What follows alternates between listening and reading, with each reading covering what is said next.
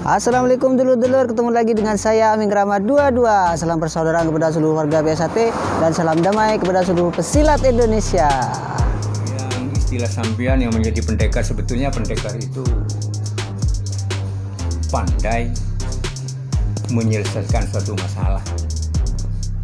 Ya, kalau istilah di pamornya itu ya, pendekar, pandai ngekar. Sebagai pengekar itu jangan turun ya. Mencari menyelesaikan solusi. Pendekar.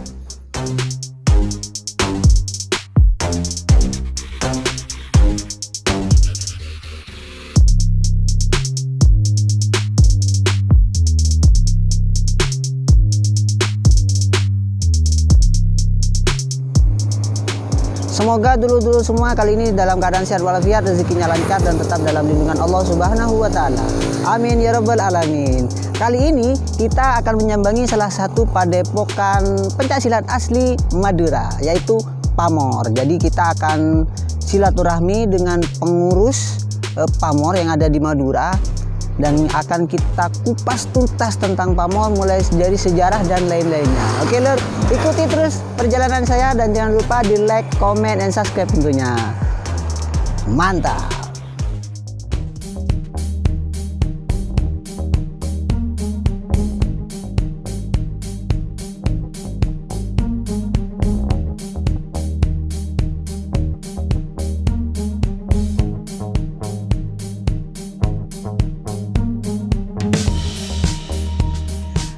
Assalamualaikum dulur-dulur, kali ini saya bersama dengan salah satu pengurus Pamor Pamekasan. Monggo Mas memperkenalkan diri. Assalamualaikum warahmatullahi wabarakatuh. Waalaikumsalam. Saya salah satu pengurus, kebetulan di kepengurusan perguruan Pamor saya menjadi wakil ketua.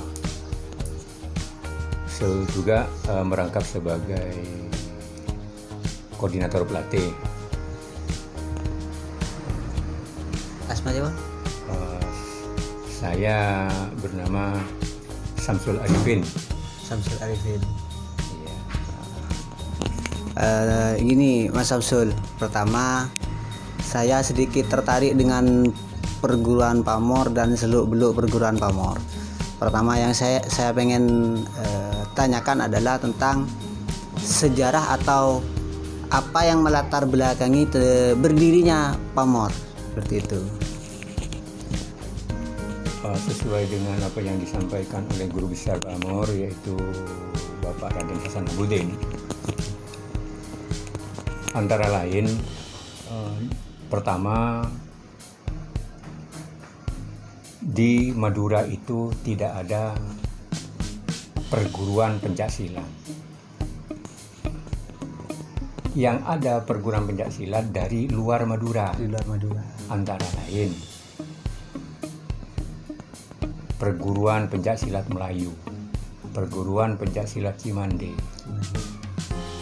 dan lain-lain yang ada di Indonesia. Maka dari itu, Bapak Raden Hasan Habudin itu mempunyai semangat untuk menciptakan perguruan pencaksilat. Secara dengan jalan ikhtiar, minta petunjuk kepada Allah Subhanahu wa taala. Sehingga dengan tidak disadari, sekitar penjajahan Jepang masih muda beliau itu ikut okol yang memang sebelumnya sudah tahu tentang pencaksilat. Diadu dengan orang Jepang di alun-alun Sedangdang, dekat dengan rumah Bapak Raden Hasan Habudin. Pada waktu itu, secara singkatnya, Bapak Hasan itu menundukkan atau mengalahkan tentara Jepang itu. Nah, itulah di hari-hari setelah itu, Bapak Raden Hasan Habudin itu diinformasikan oleh Wedana Galis bahwa Bapak Raden Hasan Habudin itu akan ditangkap karena merupakan orang kuat. Sehingga dikhawatirkan takut melawan pemerintah Jepang pada waktu itu. Maka beliau diarahkan oleh orang tuanya, oleh senior-seniornya untuk keluar dari Pamekasan. Sehingga dia menuju ke daerah timur, daerah Sumeneb, ke kepulauan-kepulauan itu, berpindah-pindah untuk menghilangkan jejak Pak Hasan itu, untuk menghilangkan kejaran dari pemerintahan Jepang. Nah, di sana beliau memanfaatkan mencari guru-guru pencaksilat, sehingga di dalam buku sejarahnya itu sampai kurang lebih 32 perguruan yang pernah dipelajari oleh beliau. Itulah tambah semangat, tambah banyak bahan untuk menciptakan suatu perguruan pencaksilat. Selama pemerintahan Jepang itu terakhir 1945, beliau sudah merantau sampai di Banjarmasin, di Pulau Kalimantan, di Sulawesi, di Sumatera. Terakhir itu dari Sumatera ke Bali. Di Bali itulah beliau terakhir merantau, sehingga tahun kemerdekaan itu diumumkan beliau itu pulang membawa perahu pulang ke Madura, kalau tidak keliru itu turun di Brenta. Dan kemudinya itu dari orang Ampunten, Sumeneb, pengemudi perahu itu.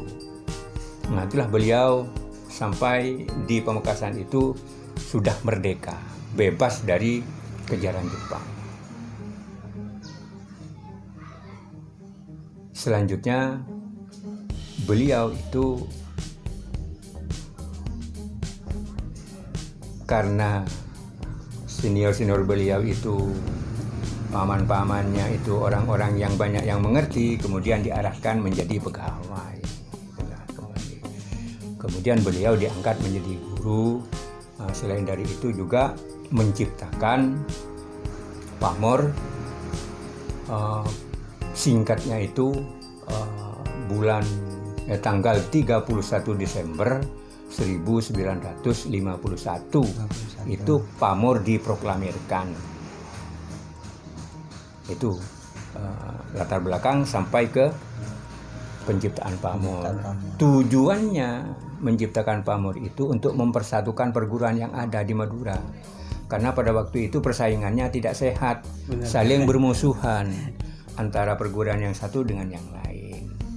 Nah, setelah beliau itu sudah mendirikan, memproklamirkan itu, beliau itu mengunjungi perguruan-perguruan yang ada, mempersatukan.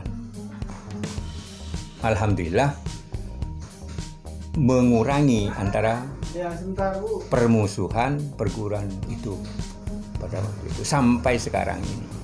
Nah, sampai sekarang ini bersatu perguruan, khususnya di Pamekasan. Iya.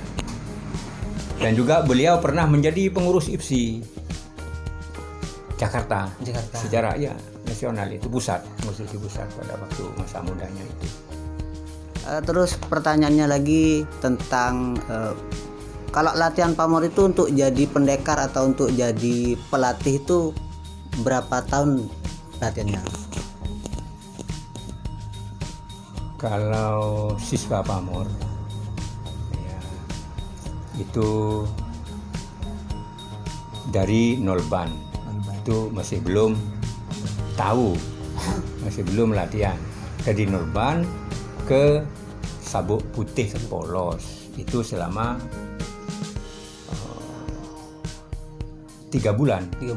Ya, 3 bulan polos, 3 bulan ke 4 bulan itu, antara 3 bulan 4 bulan kalau tidak ada kendala-kendala.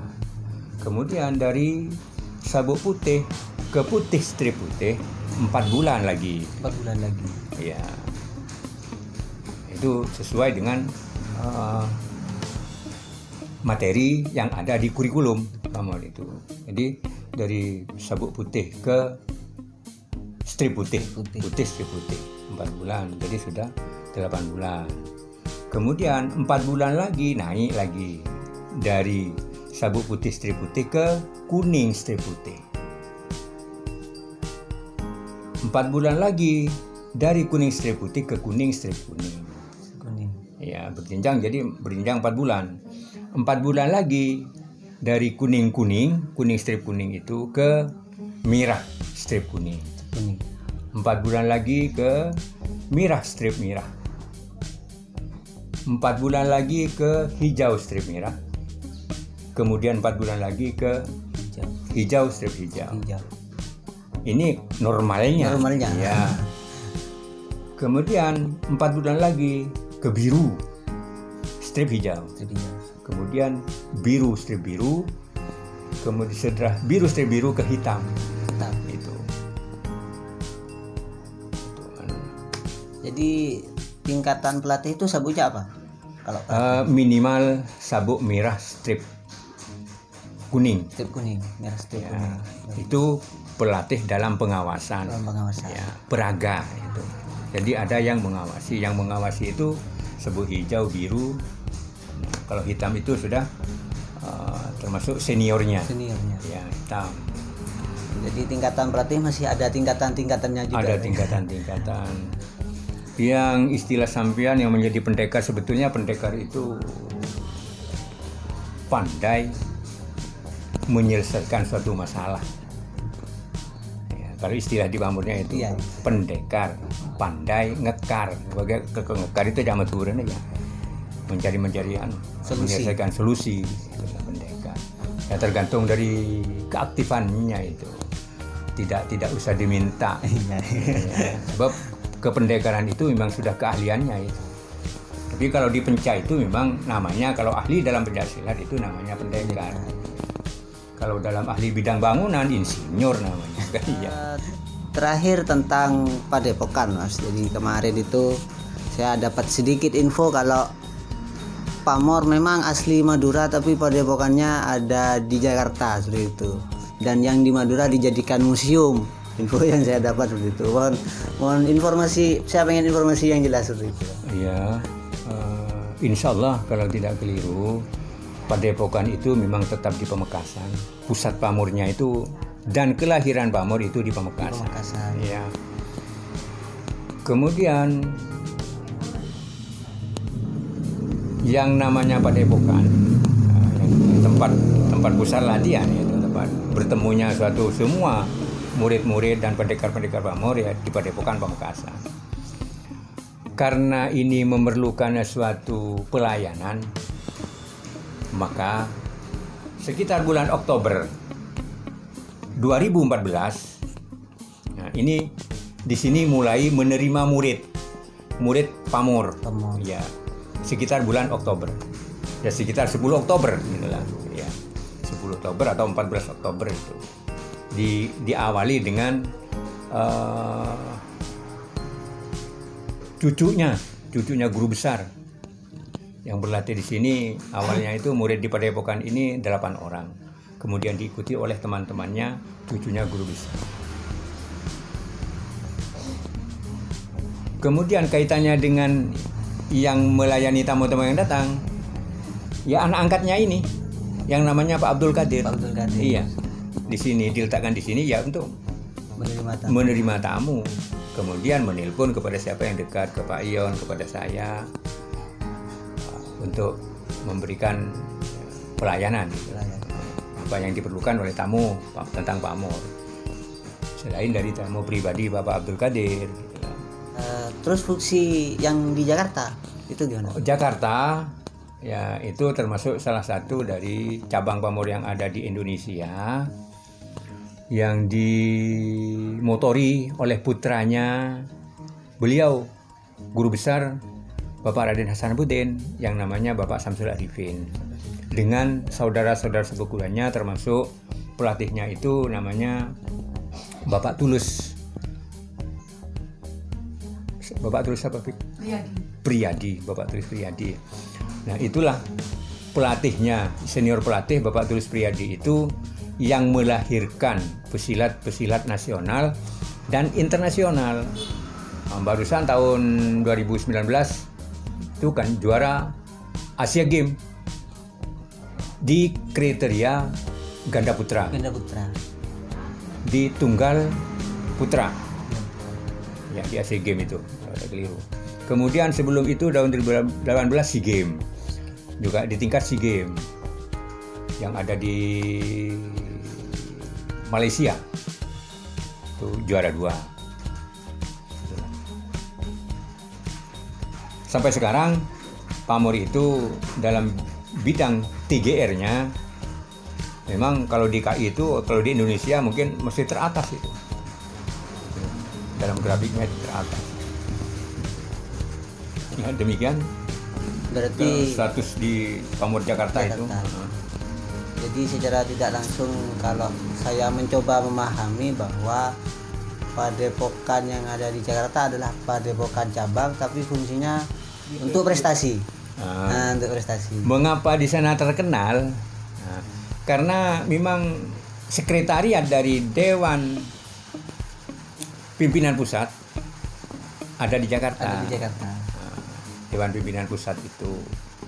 Jadi selain dari pengurus cabang, ada Dewan Pimpinan Pusat ada di Jakarta. Ya. Termasuk yaitu Bapak Samsul Arifin itu, putranya Bapak Hasan, kepengurusnya. Ketuanya karena memang untuk melobi ke pejabat-pejabat itu harus memang orang yang kompeten, ya. Nah, jadi memilih orang yang kompeten itu ada di Jakarta, pejabat itu. Ke bawah juga bisa, ke atas bisa. Nah, itulah yang menjadi kegiatan-kegiatan tentang perguruan pamor itu selalu ada di Jakarta. Karena memang sekretariat Dewan Pimpinan Pusat ada di Jakarta. Setelah guru besar itu menginjak masa usianya, pada akhir-akhir usianya beliau masih normal, dia mempunyai inisiatif sebagai pelanjut perguruan itu. Dia mengangkat 7 dewan pendekar pamor. Ya, ada 7 ya pelanjut dari materi tentang perguruan pamor. Itu tambahan itu. Terakhir Mas, minta terakhir pesan-pesan kepada seluruh pesilat, semua pencak silat yang ada di Indonesia untuk lebih semangat lagi mencari prestasi dan perdamaian seluruh pencak silat di Indonesia. Iya, baik. Pencak silat, tafsir dalam perguruan pamor ini sebetulnya mempunyai makna. Pencak itu mencari, pencari, cak itu teman, jadi pencari teman, itu makna dari orang-orang pencak silat pamor. Maknanya begitu. Silat dengan silaturahim, semua orang pencak silat semestinya seperti namanya itu, pencak silat, mencari kawan dengan cara silaturahim. Apapun kalau sudah silaturahim, yang semula tidak sepaham pasti ada jalan keluar yang terbaik. Ya itu sebetulnya ya ini yang dimiliki oleh pendekar pencak silat. Dan sebetulnya bukan hanya pendekar tapi pesilat-pesilat. Makanya sekarang organisasi PSI itu memberikan wadah, memberikan waktu untuk bertanding. Dan ya, ada pertandingan, ada lomba seni ya, untuk mempertinggi rasa sportivitas, rasa persatuan antara sesama anggota pencak silat. Itu pastinya. Itulah. Jadi pencak silat artinya kalau dalam pamor adalah mencari teman melalui silaturahmi, kan seperti itu. Salah satu di antaranya yang intinya seperti itu. Iya. Terima kasih kembali kepada Mas. Semoga ilmu yang kita dapatkan hari ini bisa bermanfaat untuk semuanya dan semoga suatu saat saya bisa kembali bersilaturahmi kembali ke Padepokan Pamor yang ada di Pamekasan ini. Terima kasih untuk semuanya dan jangan lupa untuk di like, comment, and subscribe. Oke. Dan salam persaudaraan, salam IPSI.